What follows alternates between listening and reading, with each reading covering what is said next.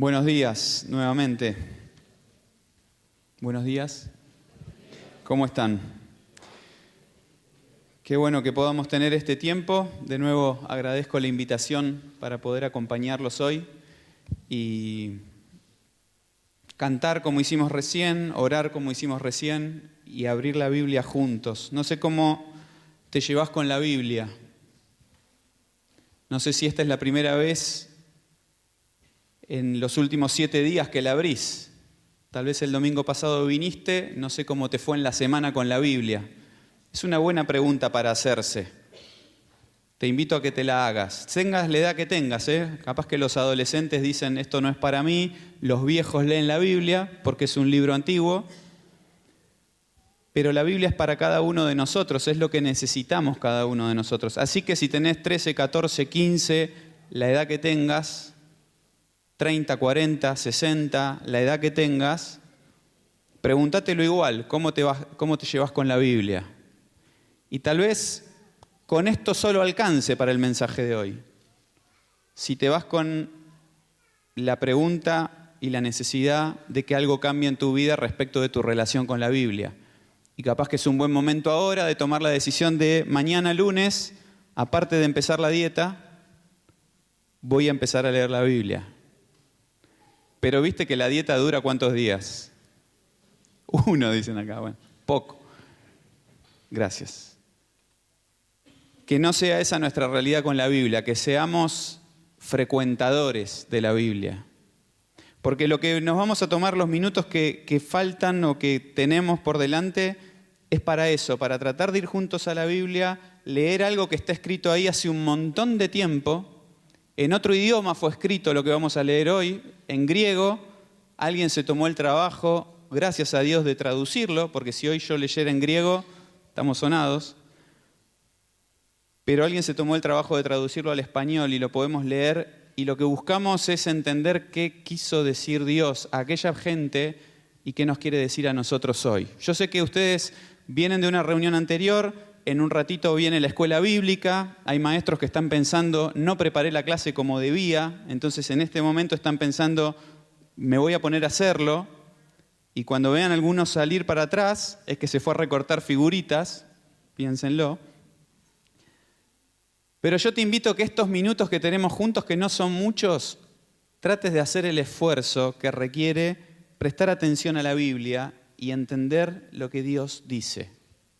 Empieza por ahí. Y esto lo digo muchas veces porque nos pasa a todos. ¿Te cuesta concentrarte? ¿Te cuesta evitar distracciones? Decime si no decís, me voy a tomar el tiempo para leer y aparece de todo tipo de cosas para distraerte. El celular, las notificaciones, las redes, las llamadas, el timbre. Todos estamos en la misma, pero sabés que no es excusa, ¿no? Necesitamos hacer un esfuerzo para concentrarnos en atender lo que Dios dice en la Biblia. Yo quisiera que hoy vayamos a una carta que escribe Pablo a una persona, Tito, y leamos ahí un pasaje que creo que sintetiza de manera muy particular, muy buena, la obra de Dios, el mensaje tan complejo, tan profundo, pero tan simple a la vez de Dios para nosotros. Hoy quería que lo repasemos juntos, que veas en qué lugar de esta estructura, de este proceso, de este mensaje de Dios para nosotros, en qué lugar se encuentra tu vida hoy. Porque lo vamos a transitar, a tratar de verlo en un pantallazo rápido, de principio a fin. Vas a ver que es muy claro el pasaje y no es muy complejo de entender, pero lo que hoy nos tenemos que llevar de acá es en qué momento de todo ese mensaje de Dios está tu vida. Haz el esfuerzo de pensar conmigo. No empieces a pensar qué bueno que es este mensaje para tal otro que vino, o qué lástima que tal otro no vino, o qué garrón el mensaje que está dando este que vino. Haz el esfuerzo de pensar en esto que estamos compartiendo, en qué lugar se ubica tu vida en este proceso de la obra de Dios. porque esto que vamos a leer es la obra de Dios. Mira, Tito capítulo 2 dice el versículo 11. La gracia de Dios se ha manifestado para salvación a todos los hombres, enseñándonos que renunciando a la impiedad y a los deseos mundanos, vivamos en este siglo sobria, justa y piadosamente, aguardando la esperanza bienaventurada y la manifestación gloriosa de nuestro gran Dios y Salvador Jesucristo, quien se dio a sí mismo por nosotros para redimirnos de toda iniquidad y purificar para sí un pueblo propio, celoso de buenas obras. Yo sé que en este pasaje que leímos hay palabras difíciles. Hay palabras que no utilizamos habitualmente en nuestra comunicación, en nuestro lenguaje habitual. Así que vamos a leerlo de nuevo. Hacé un esfuerzo de nuevo. Presta atención a lo que dice la Biblia. Versículo 11. La gracia de Dios se ha manifestado para salvación a todos los hombres, enseñándonos que, renunciando a la impiedad y a los deseos mundanos, vivamos en este siglo sobria, justa y piadosamente, aguardando la esperanza bienaventurada y la manifestación gloriosa de nuestro gran Dios y Salvador Jesucristo, quien se dio a sí mismo por nosotros para redimirnos de toda iniquidad y purificar para sí un pueblo propio, celoso de buenas obras. Creo, insisto, que este pasaje sintetiza la gran obra de Dios.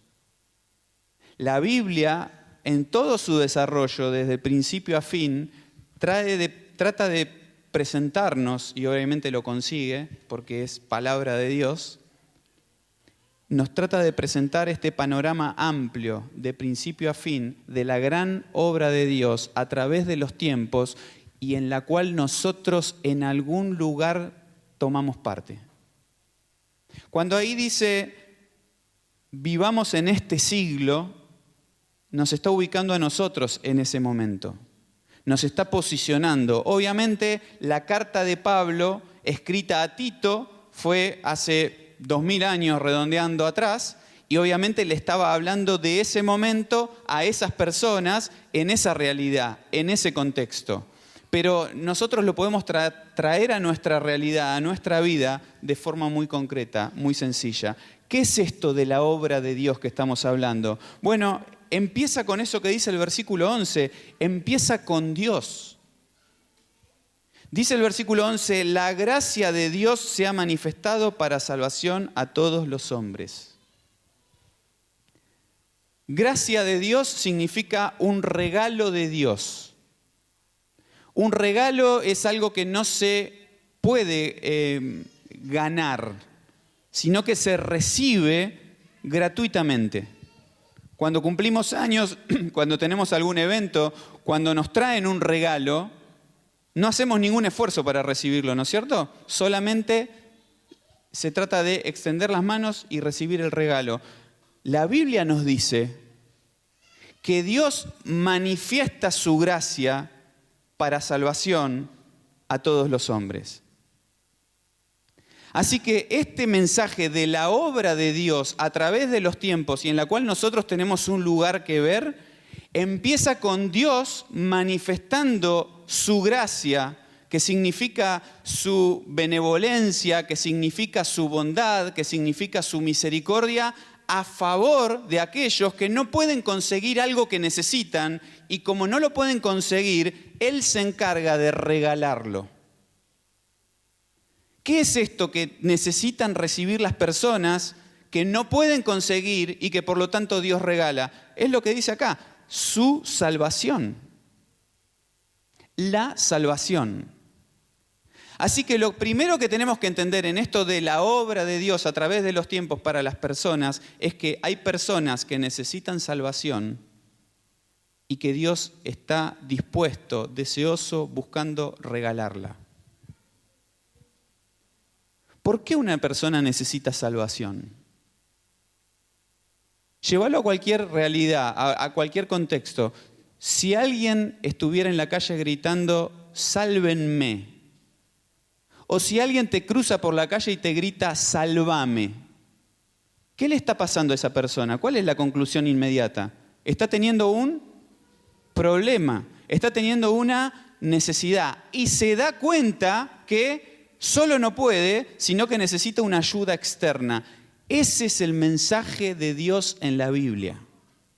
Que vos y yo, sin Dios, estamos perdidos. ¿Cuál es el problema que tenemos? El pecado. Nuestro pecado, y no hay que ser muy inteligente ni tener muchas luces para darse cuenta que el pecado es un problema, ¿no? Es cuestión de verlo en nuestra sociedad o es cuestión de verlo en nuestras propias vidas. Los pecados son los desaciertos, las equivocaciones, los errores, las maldades que cometemos, que la Biblia nos enseña que ofenden a Dios, pero que nuestra historia, nuestra experiencia nos muestra que hace destrozos, ¿o no? Cuando mentís, haces destrozos. Cuando engañás, haces destrozos. Cuando se roba, cuando se mata, cuando se insulta, cuando se agrede. El pecado trae lastimaduras, lesiones, a tal punto, es tan agresivo, es tan profunda la consecuencia del pecado, que la Biblia lo resume diciendo la paga del pecado es muerte. Así de grave es el pecado, así de grave es la realidad de una persona con pecado, así de necesitado es una persona que dice, tengo pecado, soy malo. Ahora, yo te hablo de esto y capaz que decís, eso no es para mí, porque yo soy un buen tipo. Yo no soy tan malo. Soy un buen vecino, soy un buen padre, soy un buen hijo. Ahora, empezá a pensar un poquito más. ¿Sos un buen tipo o tratás de ser un buen tipo? Y si lo pensás un poquito más y nos sinceramos, te vas a dar cuenta, vas a coincidir conmigo en decir, bueno, trato de hacerlo. Bueno, eso mismo nos muestra la Biblia. Que hacemos un gran intento por serlo tal vez, pero a la corta o a la larga sale, ¿no? Sale la maldad. ¿O no te pasó nunca decir, no lo voy a hacer nunca más? Eso que sabés que estaba mal hacer. Y es cuestión de tiempo para darte cuenta que otra vez tropezás muchas veces con la misma piedra, ¿o no? Eso es lo que nos dice la Biblia, así de evidente es para nosotros. Nuestro pecado nos condena. Necesitamos un Salvador. Dios mostró su gracia enviando un Salvador. La historia la conocés, no vamos a perder mucho tiempo con eso, ¿no? Aunque no es pérdida de tiempo hablar de Jesús. Pero vamos a avanzar con el mensaje. La gracia de Dios se mostró en Jesús muriendo en la cruz. No hay una evidencia más palpable, más real del amor de Dios hacia nosotros que Jesús muriendo en la cruz. Pensalo un minuto. Jesús no hizo nada malo y ofreció ponerse en lugar nuestro. Si la paga del pecado era muerte, Él dijo, muero yo para que los demás no tengan que morir. ¿Te das cuenta cómo funciona el mensaje de Dios? Dios te dice, por tu pecado mereces la muerte. Jesús dijo, yo muero para que ellos no mueran. Entonces, todos los hombres, aquellos que creen en Cristo, aquellos que piden perdón por su pecado, reciben la gracia de Dios en sus vidas. Y ahora pasan de ser necesitados a ser salvados. Yo quisiera creer que todos los que estamos en esta mañana acá, estamos en esta categoría de los salvados, pero tal vez no es así. Por eso te invito una vez más a pensar en cuál de estos dos grupos estás. Porque ya hicimos esa consigna, ¿no? Pensá en qué lugar de la historia entra tu vida. ¿En cuál de los dos grupos está? ¿En los que necesitan salvación o los que ya recibieron salvación? Lo que cambia, según nos enseña la Biblia, una cosa de la otra es la fe. Cree en el Señor Jesucristo y serás salvo. Así que si creíste en Cristo, si le pediste el perdón por tus pecados, si le entregaste tu vida, si le pediste que Él venga a tu vida, ya sos salvo, estás en esa categoría. Ahora, miren lo que dice el versículo 12, porque sigue hablando de la obra de Dios y lo que Dios hace en las personas. Y dice el versículo 12 que esa gracia de Dios nos enseña, en primer lugar, que debemos renunciar a la impiedad y a los deseos mundanos. Pensalo de nuevo, renunciar a la impiedad y a los deseos mundanos. La impiedad y los deseos mundanos lo podemos englobar para simplificar. Habría mucho que decir en esto, ¿no? Pero vamos más rápido. Lo podríamos simplificar en decir el pecado nuevamente. ¿Pero no era que Él nos salvó del pecado? Bueno, sí, Él te salva del pecado, claramente te salva de las consecuencias del pecado y te dice, a partir de ahora hay que vivir una nueva vida, distinta a la anterior. Si la anterior era necesitando salvación en pecado, la nueva condición de salvado es alejado del pecado. Así que Él te enseña en su gracia que no solamente te saca de esa posición de estar condenado por el pecado, sino que ahora te invita a vivir una vida, en primer lugar, lejos del pecado. Lejos del pecado.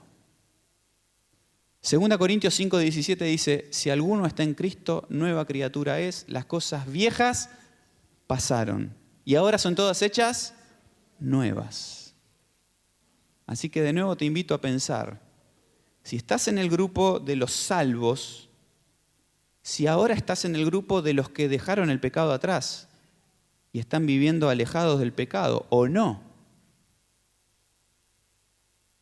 ¿Estás conviviendo con el pecado? ¿Le estás dando lugar al pecado? ¿Todavía le dejás lugar en tu vida al pecado? La gracia de Dios en su proceso para con nosotros nos enseña que debemos alejarnos del pecado, alejarnos de lo que está mal, dejar de ver lo que no hay que ver, dejar de hablar como no hay que hablar, dejar las relaciones que sabemos que nos están mal, que están mal y que nos hacen mal, que nos perjudican.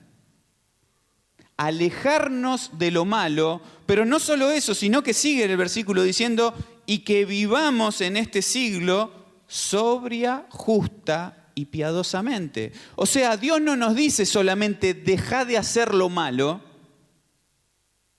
que es un montón y difícil, sino que nos invita a tener una vida sobria, justa y piadosa. ¿Sabes qué es una vida sobria? Es lo contrario a una vida ebria. Alguien que está sobrio está en sus cabales. Alguien que está sobrio tiene dominio propio. Alguien que está sobrio tiene control de las situaciones, control de sus emociones, control en las relaciones. No se descontrola, no se le sale la cadena. Es sobrio en su conducta. Dios te invita a tener ese tipo de conducta. Una conducta justa, dice también. A alguien que no le da lo mismo ir por derecha que ir por izquierda. Y no estoy hablando de partidos políticos. Estoy hablando de hacer las cosas como se debe. Dios te invita a eso. Y dice piadosamente. Dios te invita a tener una vida piadosa. ¿Sabes qué significa piadoso? Piadoso viene de pío, que es lo contrario a impío. Así que el piadoso es el que se inclina hacia las cosas de Dios. Le gusta buscar a Dios, le gusta cantar a Dios, le gusta leer de Dios, le gusta hablarle a Dios. Tiene una vida piadosa que se inclina hacia Dios. ¿Caes en ese grupo? Porque la gracia de Dios nos enseña a vivir así. Alejarte del pecado para acercarte a las cosas de Dios. ¿Caes en ese grupo? Ahora, mientras hacemos esto, nos dice la Biblia, mientras hacemos esto de ser salvos, alejarnos de lo malo, acercarnos a lo que Dios nos propone, dice el versículo 13, lo hacemos aguardando la esperanza bienaventurada y la manifestación gloriosa de nuestro gran Dios y Salvador Jesucristo. ¿Sabes de qué nos habla esto? De una expectativa de futuro. La Biblia nos presenta en este plan macro de Dios, en esta obra general de Dios que empieza con nuestra necesidad y su gracia manifestada en nuestra necesidad salvándonos, nos pone mirando hacia el futuro con una expectativa gloriosa. ¿Sabes qué significa esto? Que lo que viene para el Hijo de Dios es mejor. Lo que viene para adelante para el Hijo de Dios siempre es mejor. El futuro, la expectativa para el Hijo de Dios es la gloria, es el cielo, es estar con Dios. Por eso el hombre que escribe esto, Pablo, dice en otro pasaje, en otra carta que le escribe a los filipenses, estar con Cristo es muchísimo mejor, dice él. Quisiera irme para poder estar con Cristo, lo cual es muchísimo mejor. Yo te pregunto, ¿cuál es tu mirada respecto del futuro? ¿Cuál es tu expectativa respecto del futuro? ¿Tenés una expectativa negativa? ¿Ves un horizonte oscuro adelante? ¿Tu realidad no te permite ver y alzar la cabeza hacia algo bueno adelante? Dios te invita en su gracia y por su regalo a tener una expectativa enorme hacia adelante. Y esto es glorioso porque nos hace pensar que lo que pensamos del futuro modifica necesariamente nuestro presente. Pensalo de nuevo. Lo que pensamos del futuro modifica nuestro presente. Si vos pensás que mañana lunes tenés un examen en la escuela para el cual no estudiaste, es en el futuro el examen. Pero ¿cómo estás hoy? Muerto de miedo, ¿no? Asustado, ansioso, intranquilo, pensando ¿de qué forma voy a faltar a la escuela? ¿Cómo me voy a machetear correctamente en esa prueba para que no me agarren? Estás pensando, estás inquieto por algo que todavía no pasó, pero que modifica hoy tu presente.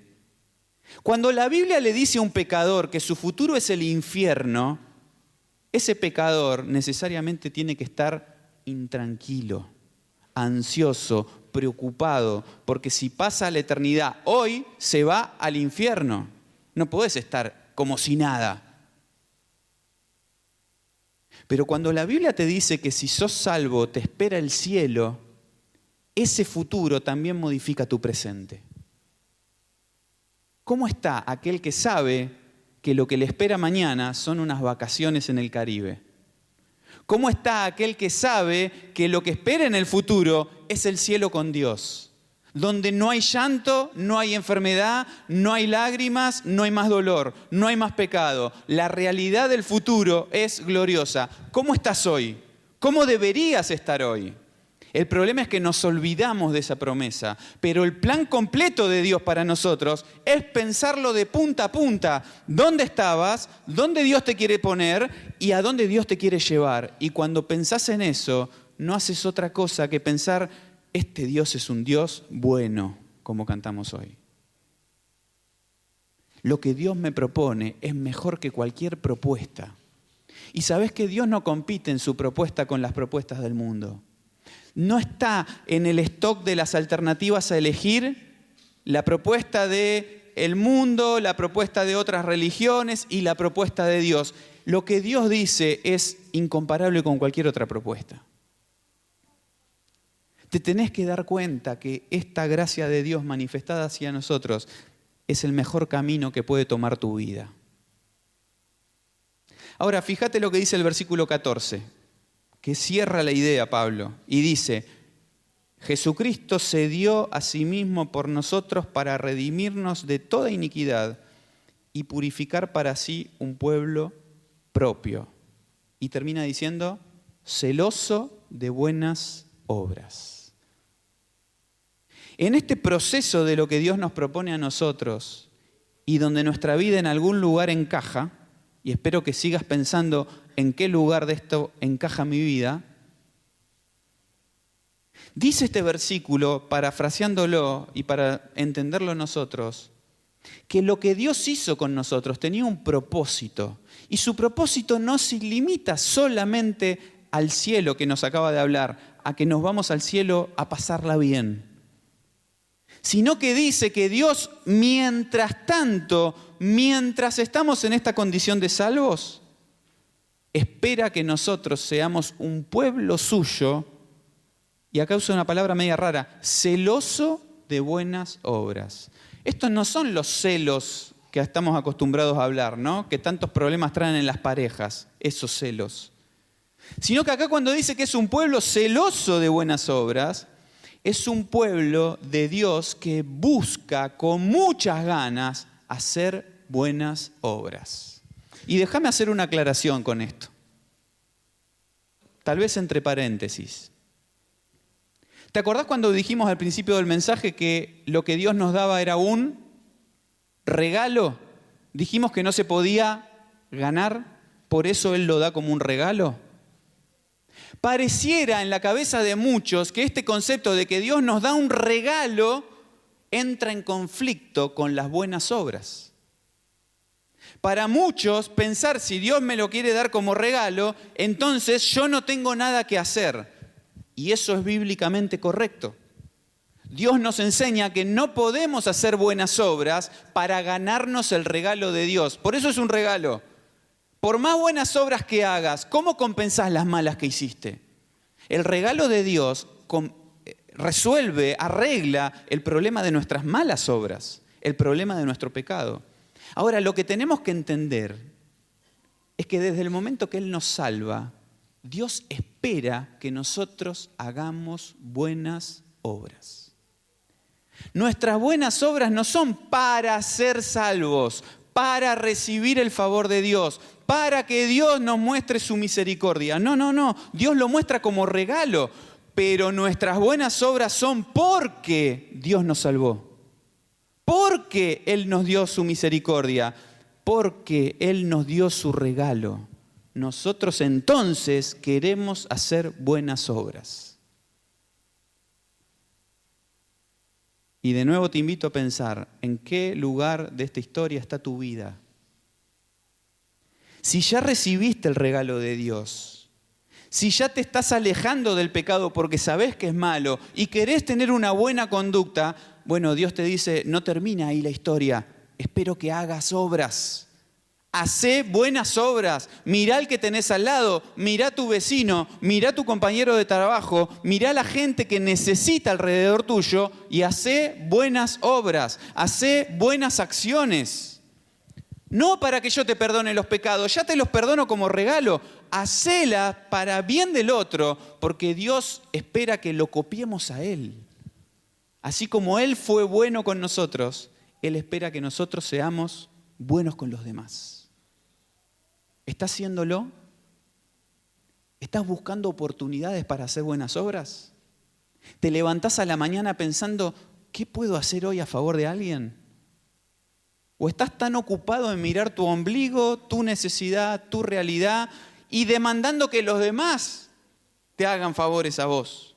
Que los demás te ayuden a vos, te tengan en cuenta a vos. Que Dios te bendiga, que Dios te dé y estás todo el tiempo buscando recibir. Dios espera de su pueblo, de sus salvados, que se pongan en acción a hacer buenas obras, mientras aguardamos la esperanza del cielo. ¿Te das cuenta cómo funciona? Así funciona. Estamos necesitados, Dios nos da el regalo para salvarnos. Siendo salvados nos dice, bueno, si el pecado era malo, déjalo, acércate a lo bueno.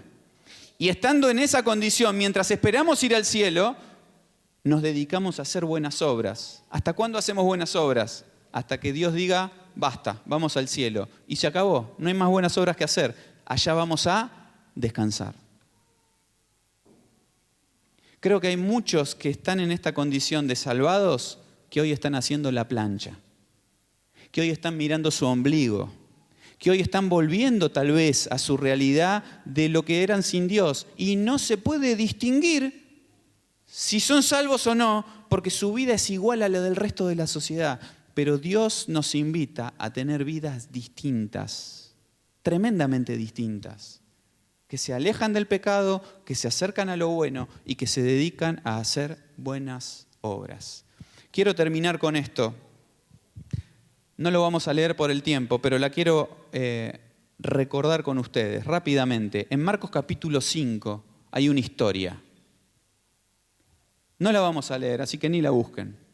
Pero anótenla si quieren, la leen después. Marcos capítulo 5 se cuenta la historia de un hombre endemoniado que vivía en una ciudad que se llamaba Gadara. Seguramente la mayoría la conoce, pero te pregunto, ¿conociste alguna vez un endemoniado? Yo sinceramente no. No lo conocí. Pero la realidad de la gente que conocía a esta persona, que era una persona que tenía una posesión demoníaca, esto es real, esto no es ciencia ficción, era que todo el pueblo estaba convulsionado porque ese hombre era un desastre. Vivía en el cementerio y se le hacía pasar mal a toda la gente. Dice la historia que hasta habían llegado a atarlo los del pueblo con cadenas para ver si lo podían retener y no había forma.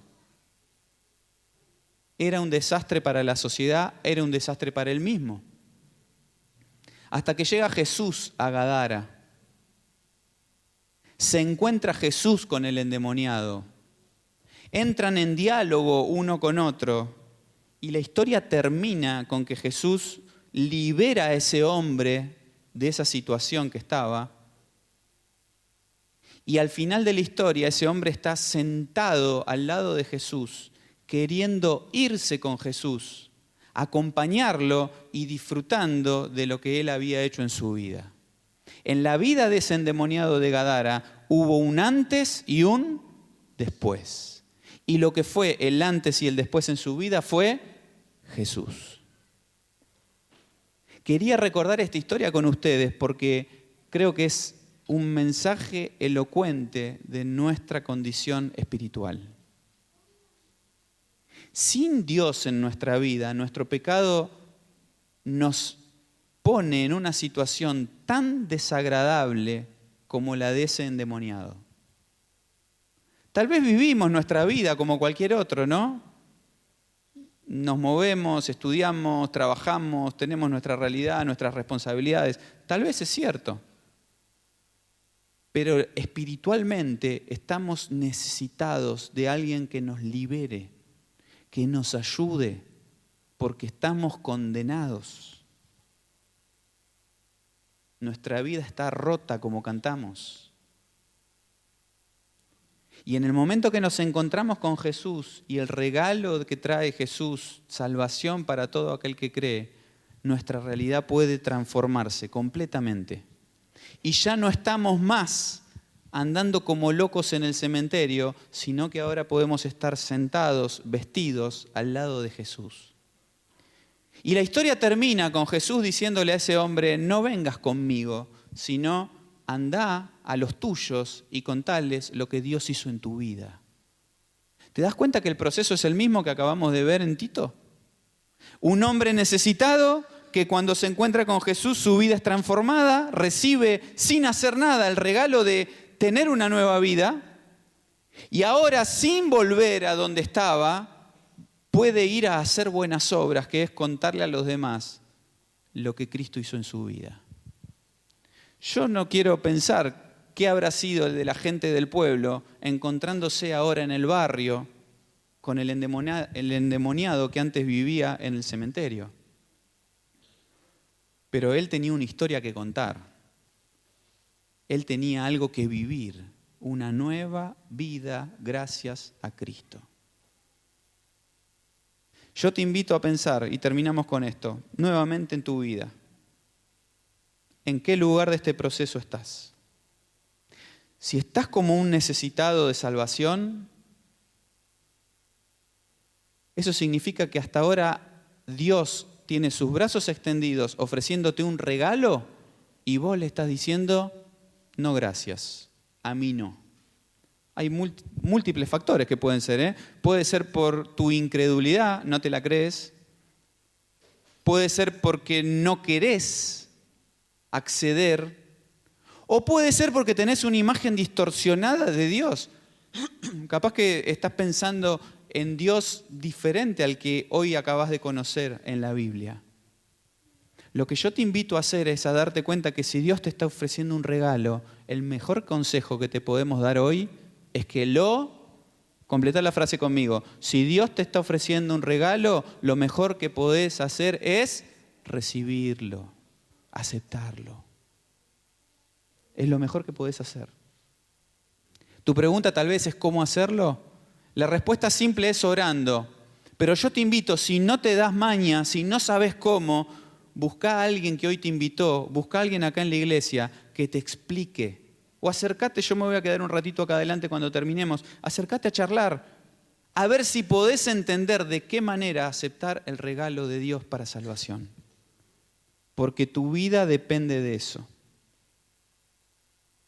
Ahora, si estás en la categoría de salvo, ya recibí el regalo. Dios te invita, aléjate del pecado primero. Si te estás alejando del pecado, Dios te invita, acércate a Dios, a las cosas de Dios, cada vez más. Y si te estás acercando a Dios y te estás alejando del pecado, empezá a mirar a los demás y dedícate a hacer buenas obras. Cansate, termina el día cansado haciendo buenas obras. Dios espera que su pueblo sea celoso de buenas obras, ansioso por hacerlas, buscando oportunidad por hacerle bien al otro. Por eso el Señor Jesús resumió el gran mensaje de la Biblia en amarás a Dios y amarás a tu prójimo. Amá a Dios entregándole tu vida a Él y amá a tu prójimo haciéndole bien al otro. Mientras esperamos ir al cielo, la expectativa gloriosa. ¿Te parece orar? Vamos a cerrar los ojos, cada uno, tomémonos un minuto delante de Dios y luego oramos.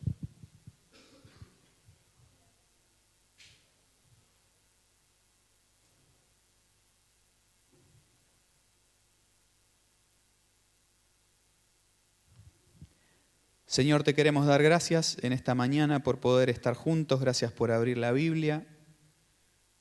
Y gracias por lo que encontramos acerca de tu persona que nos hace pensar en nosotros. Señor, queremos ser sinceros en tu presencia de dónde estamos nosotros respecto de tu obra. Y quisiéramos ser aquellos que la permiten cumplir por completo. Quisiéramos haber recibido tu salvación, que todos los que estamos acá tengamos esta realidad en nuestra vida de ser salvos.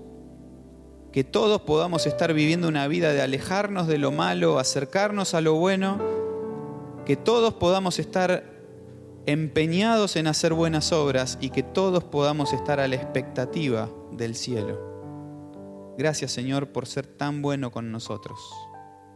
Oramos en el nombre del Señor Jesús. Amén.